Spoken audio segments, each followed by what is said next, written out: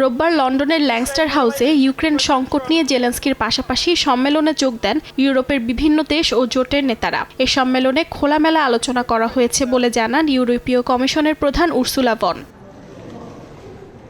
সম্মেলনে 4টি বিষয়ে ইউক্রেনের সঙ্গে মতৈক্য প্রকাশ করেছে ইউরোপ বলে জানিয়েছে ব্রিটিশ প্রধানমন্ত্রী। যুদ্ধ চলাকালে ইউক্রেনের সামরিক সহায়তা অব্যাহত রাখা এবং রাশিয়ার ওপর অর্থনৈতিক চাপ বৃদ্ধি করা, স্থায়ী শান্তির ক্ষেত্রে ইউক্রেনের সার্বভৌমত্ব ও নিরাপত্তা নিশ্চিত করা এবং যেকোনো শান্তি আলোচনার টেবিলে ইউক্রেনকে শামিল রাখা।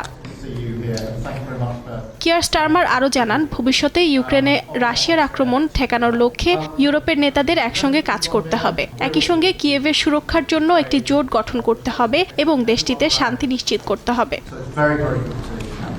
পাশাপাশি রাশিয়ার বিরুদ্ধে লড়াই চালিয়ে যাওয়ার জন্য ইউক্রেনকে 160 কোটি পাউন্ড দেওয়ার ঘোষণা দিয়েছেন তিনি। যুক্তরাজ্যের দেয়া এই অর্থ খরচ করে ইউক্রেনের জন্য 5000-এর বেশি ক্ষেপণাস্ত্র কেনা হবে।